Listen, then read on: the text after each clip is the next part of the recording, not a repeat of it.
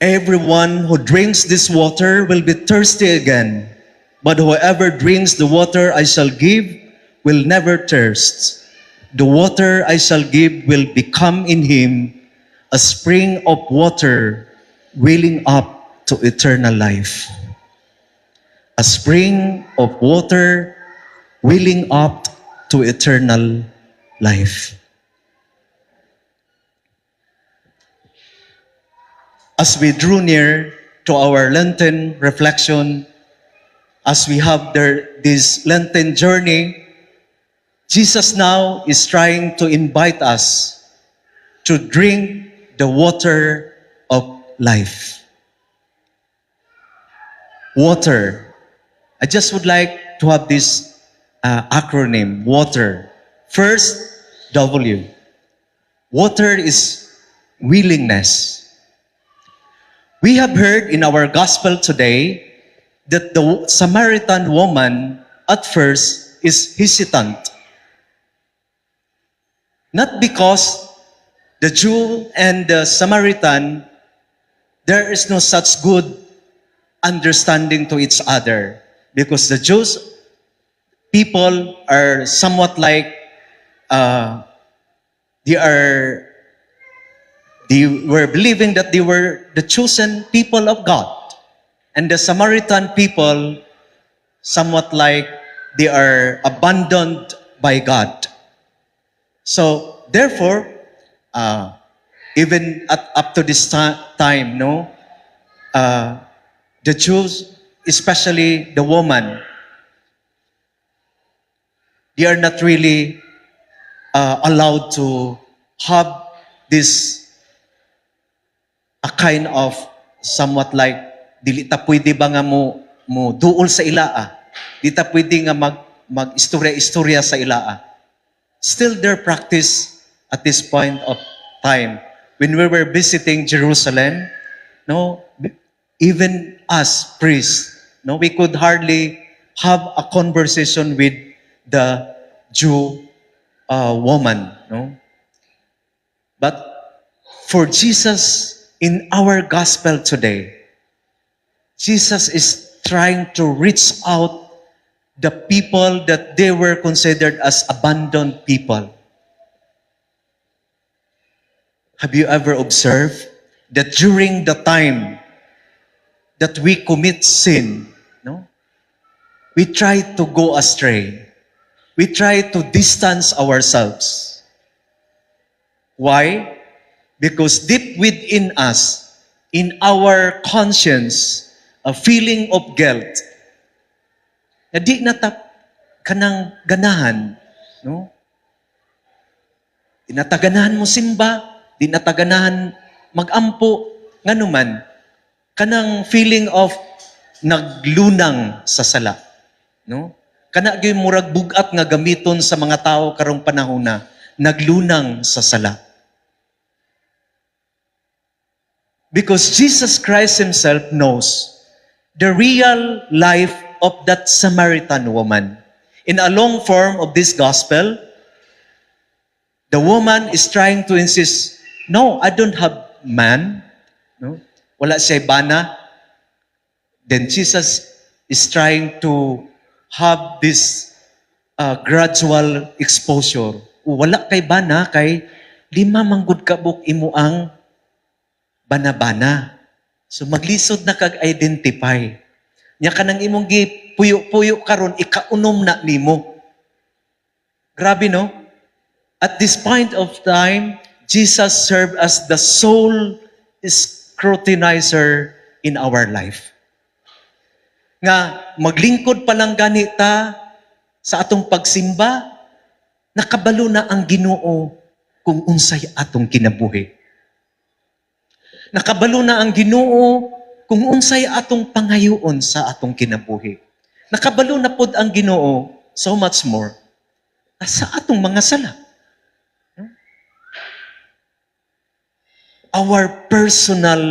Even our personal sins, and even the sins that we think that we are the only one who knows it. Wala gyud tay matago atubangan sa Ginoo. At first, the Samaritan woman is hesitant. But during the time that when Jesus is trying to entice her, invited her to be willing, no, to be willing to disclose, no, sa iya ang kinabuhi. Then that's the time, no, nga nakasulod si Jesus sa kinabuhi sa babae. Kay lagi, no, daghan man tang gipang kawos sa atong kinabuhi karon. Sama sa usa ka Samaritan woman, no, nga kontento ra siya nga makakabuog tubig, makainom for that day, balik-balik, routinary activities. But there must be something lacking sa kinabuhi sa Samaritan woman. Kaning pagbati nga ang Dios maunay willing nga ni-reach out sa iya. Kana bitang ambot no, unsa ka inyong bation ba? That one day, Jesus will sat down in our, besides us, no? Pag mulingkod ang Ginoo sa ato ang tupad, dayon mo ingon siya sa atoa, ikaw ba? Kanang sultian bitaw ta sa atong kinabuhi, ikaw ba?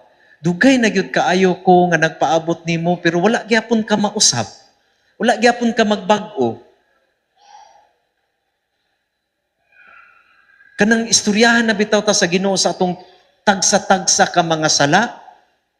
And that's the time nga makarealize ta nga grabe gyud ay kayo akong kinabuhi. Sometimes dili nato makita atong kaugalingong kinabuhi, pero kung kita na gani sultian sa uban, makaingon na dayon ta, ha? Inana di ay ko? Muna'y nahitabo karon sa Samaritan woman nga sa gradual nga pag-disclose sa Ginoo sa iyang kinabuhi nga inana di ay sa kamakasasala. Here comes the second word of water, acceptance. Iyang gidawat. Lord, no? Tinuod. Makasasala ko. Mubitaw nang magkabukog udtong tutok, kay di ko ganahan nga ang mga tao mulantaw nako, kay grabe ko ka makasasala. No? The conversation of Jesus and the Samaritan woman is also a conversation to each one of us. No, nga ang Ginoo pwede pod nga magtago-tago ta niya tungod kay maulaw ta. Pero kung mudawat lang ta nga makasasala ta, that's the time nga musugod ta nining tulo nga letra, trust. We trust the Lord nga wala tay angay itago sa atong kinabuhi. Lord, inaani ko. Ikaw na yung maantigo na ko. Kung ugaling imo kong silutan tungod sa akong sala nga nabuhat, ako ang dawaton. Kay unsaon nasayop man ko. Not to the point or to the extent that you will be having all your justification just to protect your personal identity and dignity. Wala gyud tay angay ikapanghambog ba? Wala gyud. Wala pud tay angay taguan kay sa mata sa Dios, wala gyud tay matago. The fourth letter is enlightenment. No, nga mangayo ta sa Ginoo kay during this time, no, the Samaritan woman, no, through the enlightenment of the word of Jesus Christ, which gradually the shifting of the water from the well of Jacob becomes now the real water that welling up to eternal life. Jesus Christ Himself. Ayaw na anak nga tubig, kay nakabalo ko nga ang tinuod nga tubig nga imong gikauhawan, mao ang kinabuhi nga duol sa Ginoo. kabalo ko nanginahanglan kanako. Ug ako ni karon ang nakig-istorya nimo. I am He, the Messiah you are waiting for. No mo na'y gradual nga pagpaila ni Jesus sa babae. Just imagine, no? Nga gidawat siya sa Ginoo, gipasaylo siya sa Ginoo. Grabe kayo ang pagbalik sa iya ang dignity, no? Nga to the extent gibiyaan niya ang iya ang kanang kabo, iya ang banga kay aron iyang isangyaw, no? Isangyaw sa Jesus. And the last word is letter R, regeneration. Kung nakahinumdum mo atong first generation baptism, no? And the second regeneration is our redemption. No? Regeneration toward our redemption. Kay kung bag-uhon na ganita sa Ginoo sa atong kinabuhi, makakita na ganita unsa ta ka fragile sa atong kinabuhi nga manginahanglan ta sa Ginoo, dili gyud ta kinahanglang magtago-tago. Dili gyud ta kinahanglan nga mo-justify sa atong kaugalingon. The living water now in our gospel is Jesus Christ Himself. The water of life.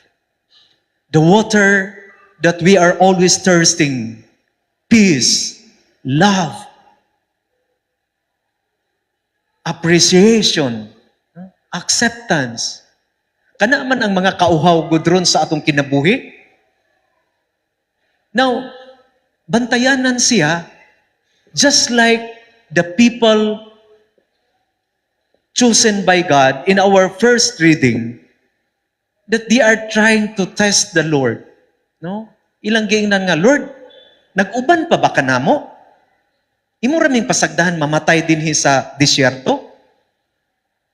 Sometimes, maupod ang atong mga pangutana sa kinabuhi. Sa mga panahon nga dunay kauhaw, kagutom sa atong kinabuhi, mga problema o pagsulay, nga di na nato kaya nga kanang sulbaron, we are starting to question the presence of God. Lord, are you still there? Are you still with us? Muna'y giingon sa mga piniling katawhan sa Dios. Gani, nabalaka gani si Moses, Lord, tabangin taon ko, Lord, kay batuon na gyud ko nila hapit kay nganong wala kam magpatalinghog sa ilang hanyo. And just like in our second reading, Jesus is really with us. And dying on the cross is the ultimate gift from the Lord for us, humanity. Dying on the cross. Dili pa ba naigo nga nag-uban ko ninyo nga pakamatyan ganita mo?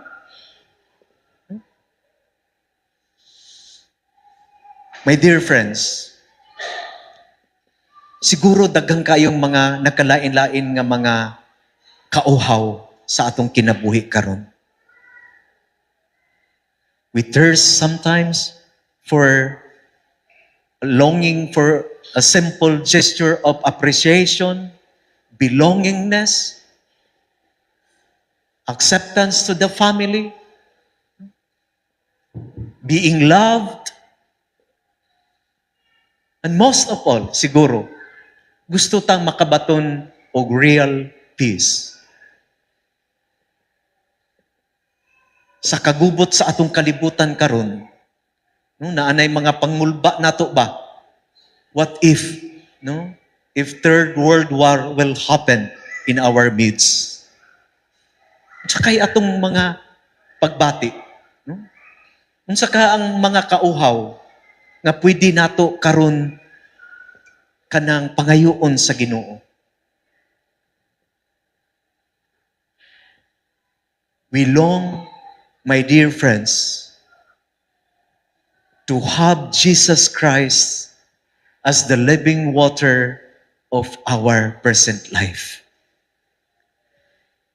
We need an urgent presence of Jesus Christ in our lives. Kung tugutan pa nato nga mauhaw lang ta, ug mamatay ta sa disyerto, sa atong kahakog, kadalo, pagkamakasasala,